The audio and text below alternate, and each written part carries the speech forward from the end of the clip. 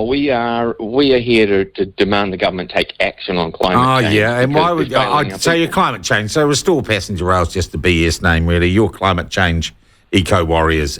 I'm just thinking of you in your own minds. Well, it'd be nice if you wouldn't interrupt me quite so much, Sean. No, that's a BS question. I'm sure a lot of people on their way to work in Kilburnie yesterday would have said the same thing to you three morons. That's understandable. I don't like the name calling either.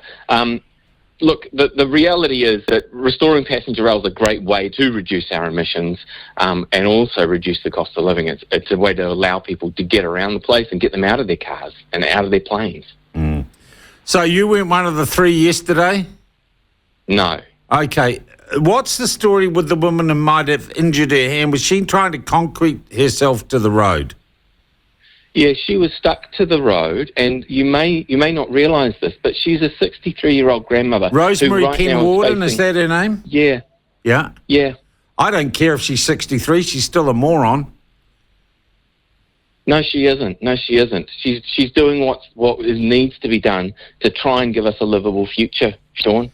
And now she's facing 13 days in prison for peacefully sitting on the road should be to more. demand the government. Can I ask, how did she injure herself?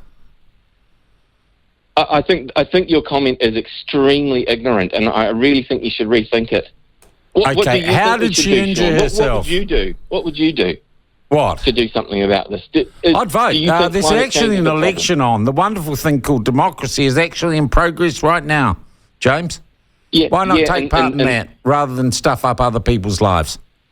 We've been doing that for 30 years, Sean, and for 30 years... Yeah, and for 30 years, not everyone agrees with you. You're not the majority, but that's the joys about living in a democracy. We tolerate the outliers and the outsiders like you, and we have a system of deciding what we do as a society. It's called democracy. Do you want to hear anything I have to say today? Because if you interrupt me... No, I do. I want to hear how she injured her hand. I don't know how she injured her hand, Sean, but it's the wrong question to be asking. Oh, well, I'm the journalist, so I'll ask the questions. You are the environmental protester, ones, not stupid ones, so I'll let you disrupt other people's lives. Can I just say, this is a movement, or this idea of blocking thoroughfares seems to be happening around the world. Did you catch the video yesterday out of Nevada for how tribal police there dealt with a similar group to yours? No, I didn't. You should have a look. It's very, very instructive. It's also happening with Stop Oil across Britain, where anti-stop oil groups are now being formed.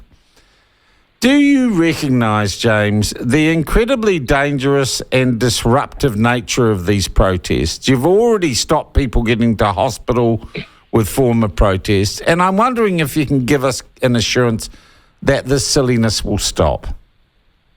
I recognise, Sean, the extremely dangerous nature of the climate crisis and the fact that our government is not acting on it. They are leading you and your listeners to their death, and they know it.